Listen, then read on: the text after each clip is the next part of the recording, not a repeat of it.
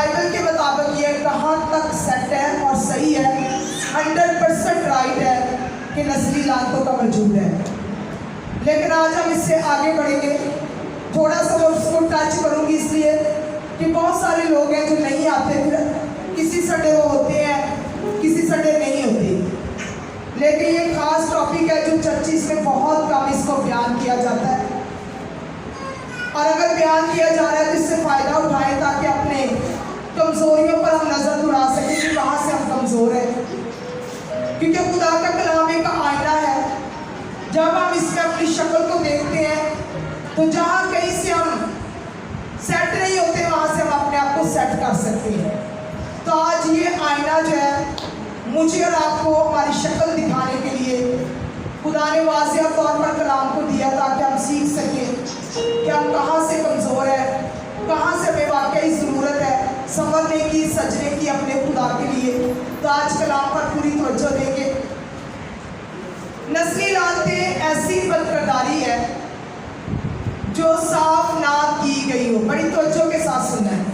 ये नस्ली लानत की तारीफ है, इंट्रोडक्शन है कि नस्ली लानत ऐसी बदकिरदारी है जो साफ ना की गई हो और जो नस्ल दर नस्ल फैलती चली जाए और साथ साथ शिद्दत भी पैदा होती जाए और खानदान के लोगों और करीबी रिश्तेदारों पर गहरे असरात छोड़ी। ये है जनरेशन कर्स की तारीफ, नस्ली लानत की तारीफ कि नस्ली लानत है क्या? वो गंदगी जो साफ ना की गई हो बल्कि नस्ल दर नस्ल चलती जाए, और जब चलती जाएगी तो वह शिद्दत इख्तियार करती जाएगी। यानी इसकी तपश, उसकी हर बात में एक शिद्दत नजर आना शुरू हो जाएगी और आस्ता आस्ता मोहल्ले में, रिश्तेदारों में और हत्ता के जो बुक में पढ़े इसमें यह भी लिखा हुआ है कि कौमों पर भी इसके असरात नजर आना शुरू हो जाए। यानी ये इतनी खतरनाक है नस्ली लानतें कि ये सिर्फ एक इंसान पर नहीं ठहरेगी बल्कि ये नस्ल दर नस्ल प्लस जिस मोहल्ले रिश्तेदारों के अंदर रहते हैं और प्लस कौमों के अंदर भी शिफ्ट हो जाएगा। इसका मतलब है कि ये खतरनाक है। लेकिन हमने सीखा था कि जनरेशन कर्स जो है ये बाइबल में हमारे साथ कैसे जुड़े हैं, तो बहुत लंबा तो नहीं मैं बताऊंगी, लेकिन मैं सिर्फ ये टच करूंगी कि आपको मैंने बताया था बहुत सारी जिंदगियों के बारे में, लेकिन एक लूत की जिंदगी को मैंने बयान किया था कि अब्राहम का भतीजा लूत जो था, जब सदूम और अमूरा में बुराई बहुत बढ़ गई, गंदगी बहुत बढ़ गई, गुनाह बहुत बढ़ गया, तो खुदा को गुस्सा आया और खुदा ने क्या कहा कि मैं सदूम और अमूरा को तबाह कर दूंगा, बर्बाद कर दूंगा, खत्म कर दूंगा। लेकिन वहां पर लूत रहता था, अब्राहम का भतीजा, और खुदा ने कहा कि लूत को जो है वहां से निकाल लो। और लूत को जब ये पैगाम मिलता है कि ये सब कुछ तबाह बर्बाद होने वाला है, उसको बताया जाता है कि ये बर्बाद हो जाएगा, आग और गंधक से जल जाएगा, तबाह हो जाएगा, तू यहाँ से निकल जा। तो लूत जो है वो अपने बीवी बच्चों के साथ, हालांकि कलाम जो है उसके और भी बच्चे बताता है, लेकिन उसके साथ जो गई वो सिर्फ उसकी 2 कुंवारी बेटियां थी और उसकी बीवी थी। जब वो सदूम और अमूरा से बाहर निकले तो उसकी बीवी ने पीछे मुड़कर जब देखा तो वो नमक का सुकून बन गई जो आज तक भी वहां पर मौजूद है।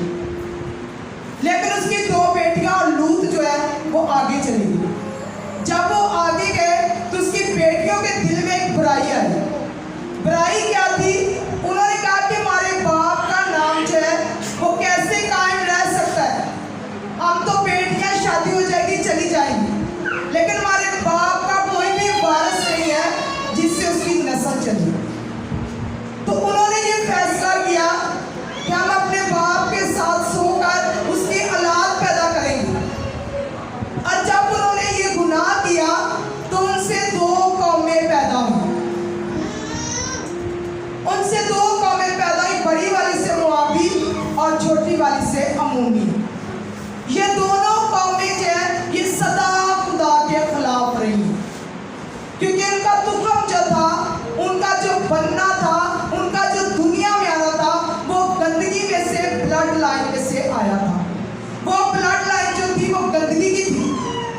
क्योंकि बेटियों ने अपने बाप के साथ सोकर औलाद पैदा की थी।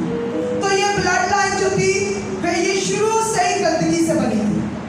इसलिए वो दोनों कौमें जो है वो सदा जो है शरीयत में खुदा के साथ लड़ती रही, हमेशा खुदा के खिलाफ रही, हमेशा खुदा के साथ झगड़ती रही और कभी भी कामयाब नहीं हुई। ये एक कर्ज था, एक लानत थी जो आगे चलती गई।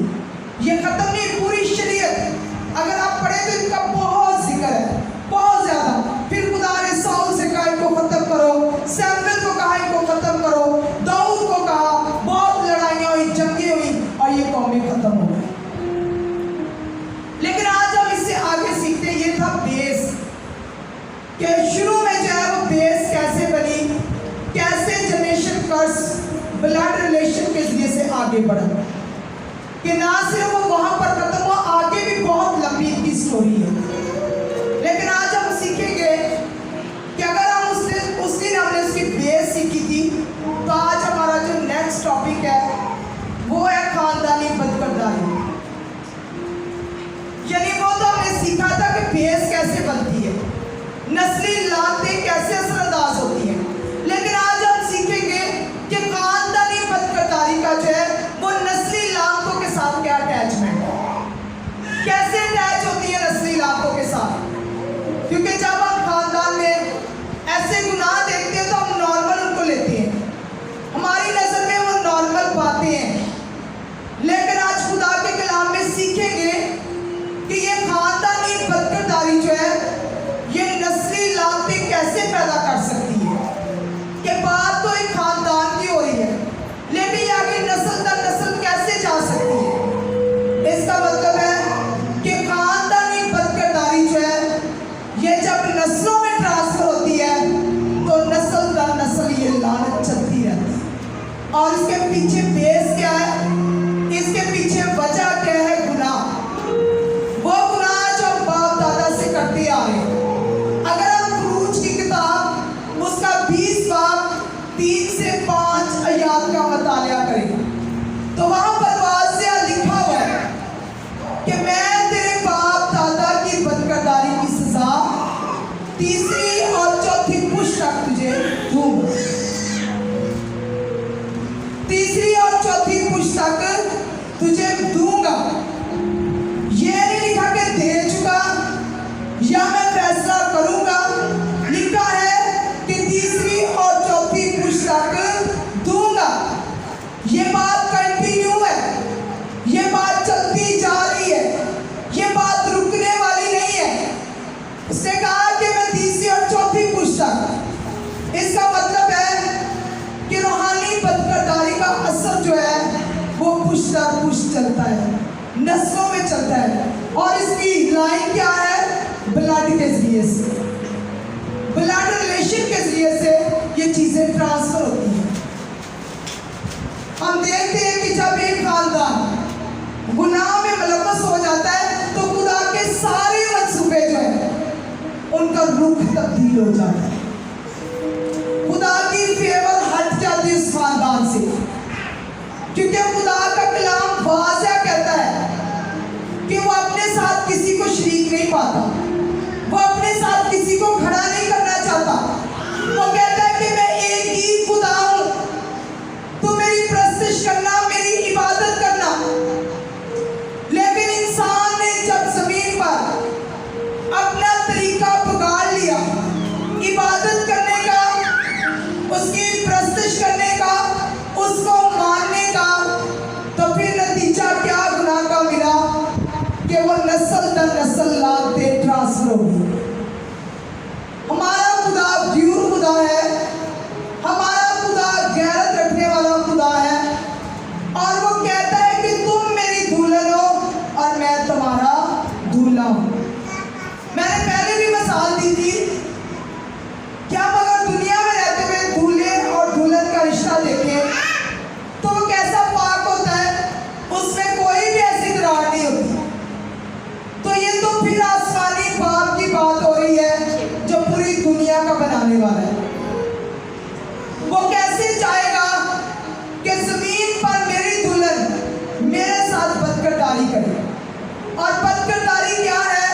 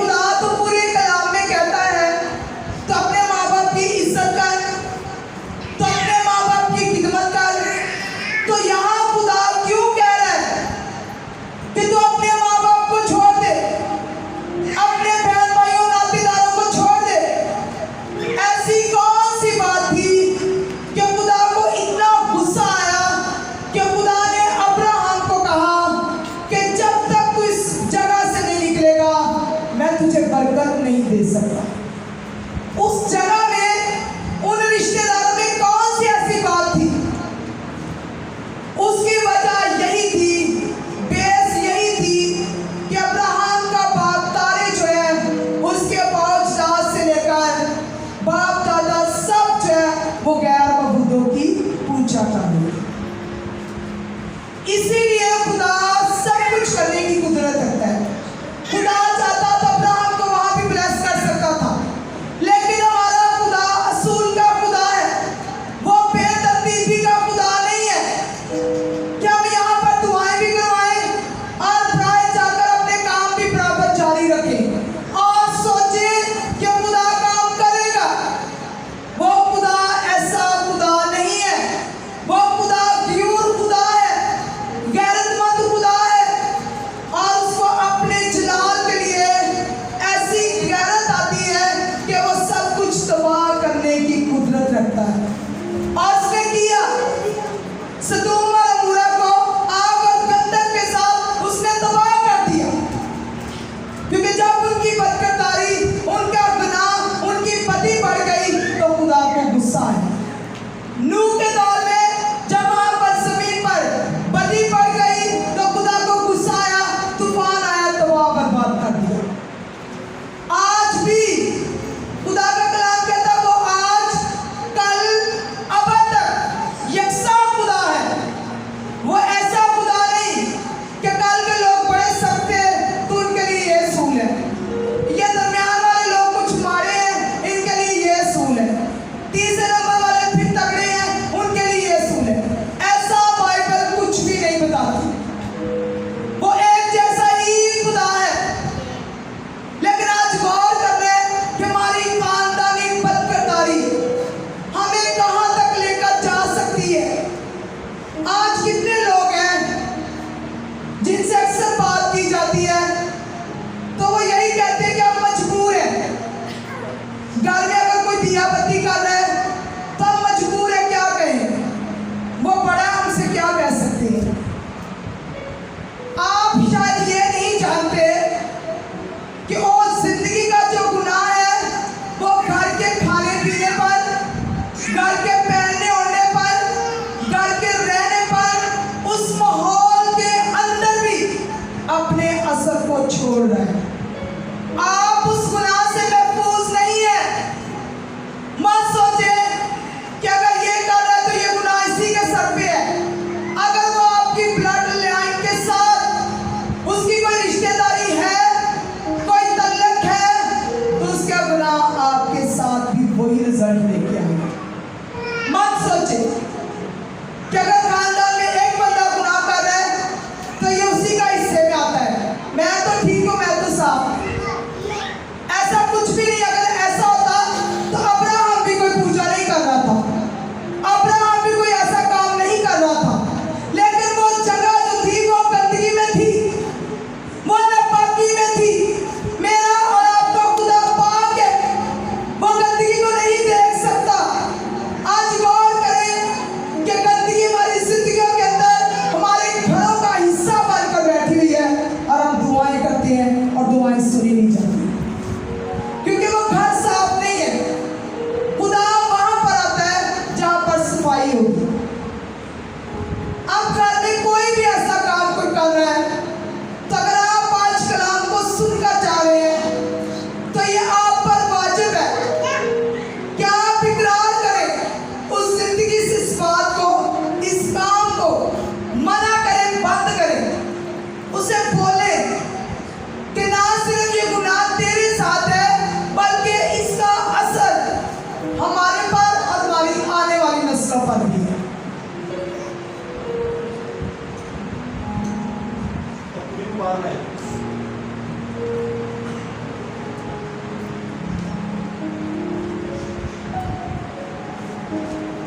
बदकिरदारी जो है वो दो तरह की है।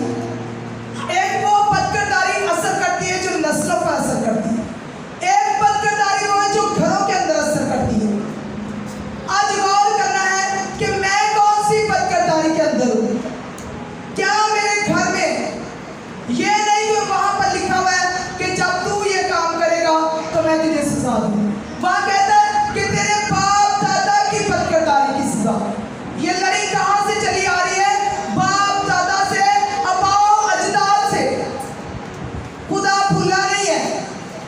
मत सोचे कि अगर हम गुनाह कर लेते हैं तो खुदा भूल गया होगा।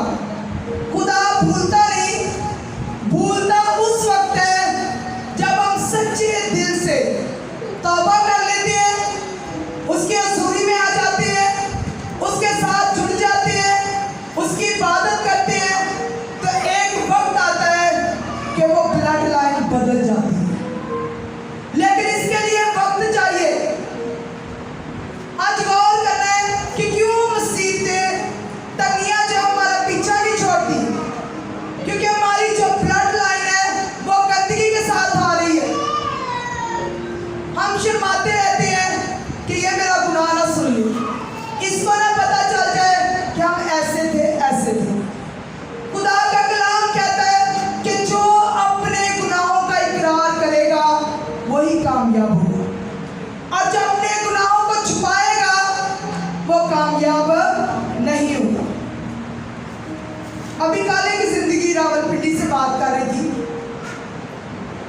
तो वो कहती है कि मेरा जो भी बच्चा पैदा होता है, या तो उसका सर नहीं होता, या आंखें नहीं होती, या उसका कोई ना कोई जिस्म का हिस्सा नहीं होता, और पूरे 9 महीने का बच्चा मैं पैदा करती हूँ, और मेरे 4 बच्चों के साथ ऐसा हो चुका है। तो क्या ये नॉर्मल बात है? चलो किसी एक बच्चे के साथ ऐसा हो जाना कोई इत्तेफाक समझ सकता है, लेकिन अगर लगातार किसी की जिंदगी में ऐसा हो रहा है तो ये नॉर्मल नहीं है। तो मैंने उससे पहला सवाल ये किया, मैंने कहा कोई घर में कोई रूहानी बुदकारी, कोई दिया बत्ती?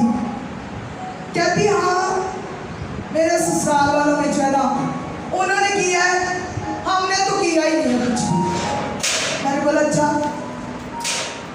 मैंने उसको कहा कि तूने और तेरे शौहर ने भी किया है।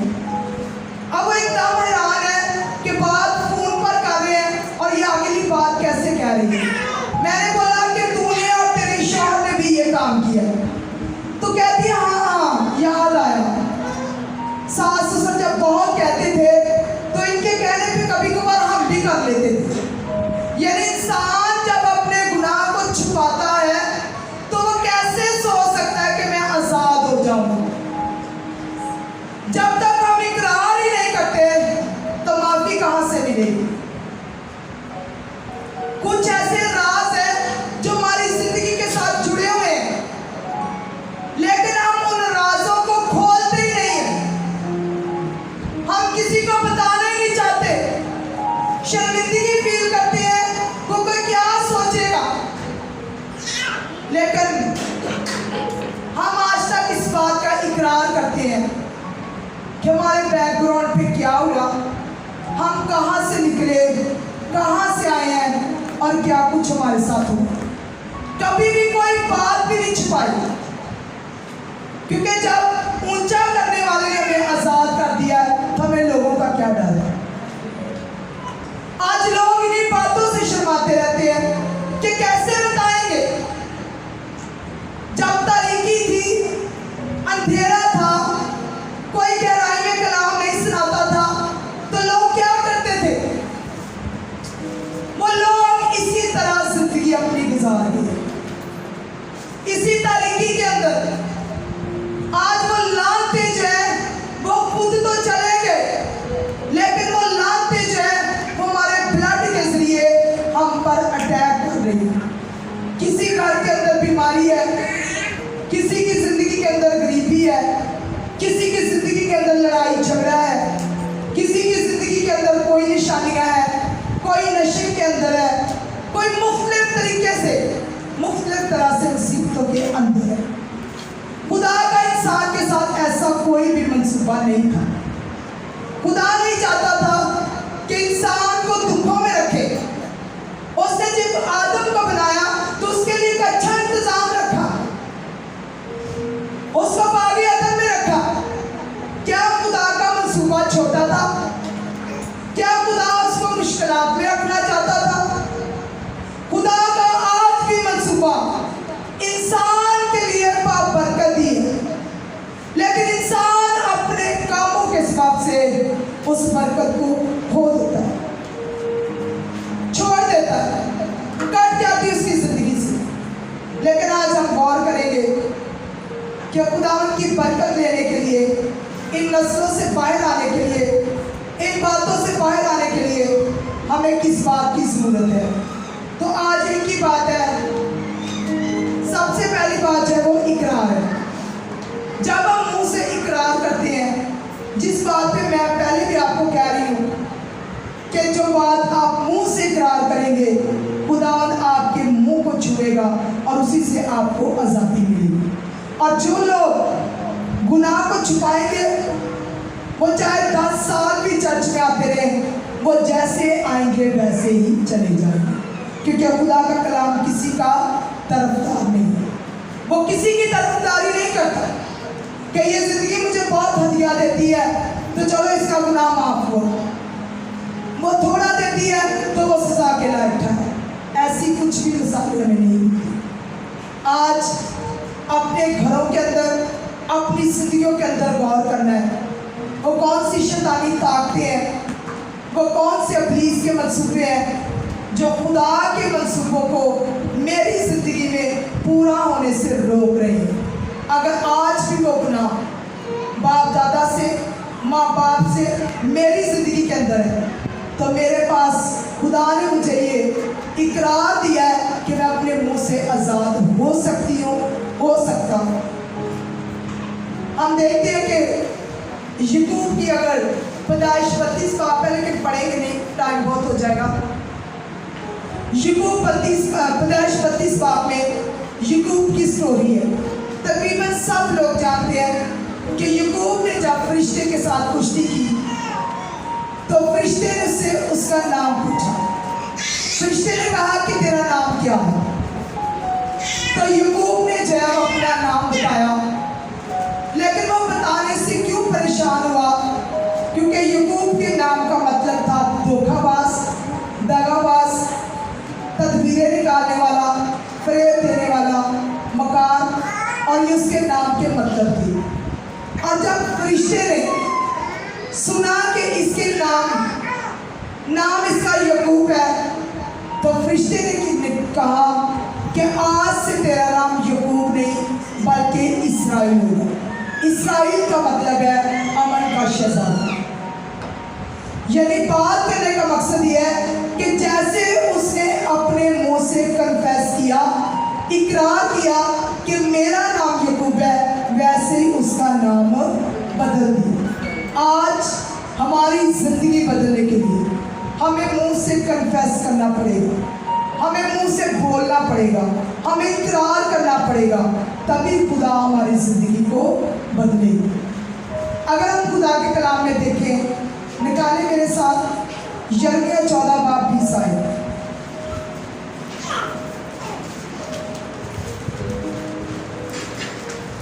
यिर्मयाह की किताब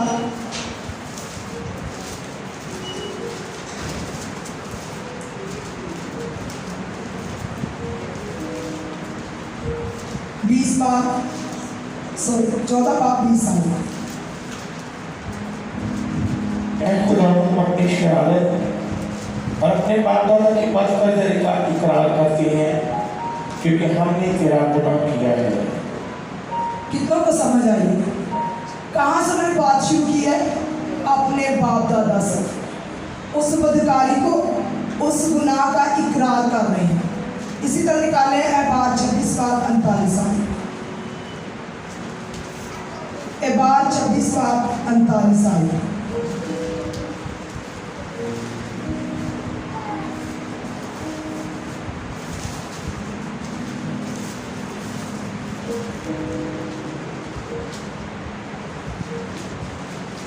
एबार की किताब 26 बाब 39 आयत।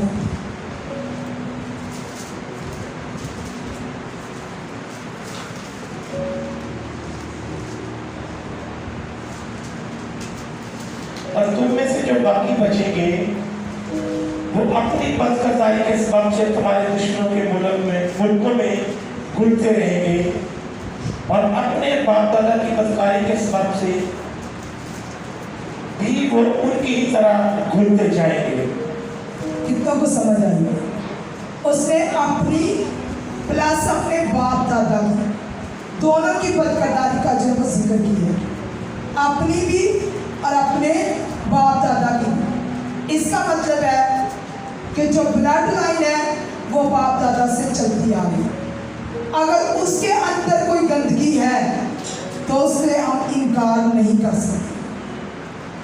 इनकार इसी तरीके से कर सकते हैं जब हम माफ़ी मांगेंगे, इकरार करेंगे और उस गुनाह से बाहर आएंगे। जब तक हम ऐसा नहीं करते वो गुनाह नस्ल दर नस्ल चलता रहता है, चाहे वो बीमारी बन के चलता रहे, चाहे वो बांझपन बन के चलता रहे, चाहे वो शुगर बन के चलता रहे, चाहे वो ब्लड प्रेशर बन के चलता रहे, चाहे वो दिल की बीमारी बन के चलता रहे, चाहे वो कुछ भी आपके साथ कमज़ोरी बन के चलता रहे, वो नस्ल दर नस्ल चलता रहे।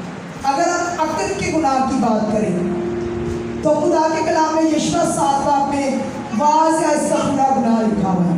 वो गुनाह क्या था कि जब कौम इसराइल जो है वो यरीहो में पहुंची तो खुदा ने एक बात कही थी कि वहाँ से कोई भी कीमती चीज़ ना लेना। लेकिन अकल ने क्या किया, ये इसराइल के अंदर एक ऐसा बंदा था जिसने वहाँ से चांदी चुराई, चादर ली, सोने की ईंट ली और इसी तरह कीमती चीज़ें लेकर अपने डेरे में जाके छुपा दी। अब अक्सर इंसान गुनाह करता है तो ये सोचता है कि ना मुझे दाएं किसी ने देखा है, ना मुझे बाएं देखा है, ना आगे देखा है, ना पीछे देखा है, मैं महफूज हूँ। क्या सोच होती है कि मैं महफूज हूँ, लेकिन वो ये नहीं जानता कि ऊपर भी कोई देखता। अक्ल ने भी यही सोचा कि मुझे इस्राएल में कोई भी नहीं जान रहा, और वाकई उनको नहीं पता था कि किसी बंदा ने ऐसा काम किया है। और जब उसने वो चीज़ें लाकर डेरे में छुपा दी तो खुदा यशायाह से कलाम करता है। खुदा कहता है कि तेरे लोगों के अंदर गुनाह आ गया है। अब यशायाह परेशान है कि भाई कौन सा गुनाह आ गया। वो लोगों में जाता है, कहता है माफ़ी मांगो, इकरार करो, खुदा नाराज हो रहा है, खुदा ये कह रहा है। लोग भी बेचारे माफ़ी मांगते हैं। खुदा कहता है गुनाह अभी मौजूद है, गुनाह अभी वही का वही है। ये बड़ा लंबा प्रोसेस है कि अकल तक पहुंचने के लिए यशायाह को कितनी मेहनत करनी पड़ी, लेकिन एंड में आके अकल पकड़ा जाता है। और जब वो पकड़ा जाता है तो खुदा ने क्या हुक्म दिया।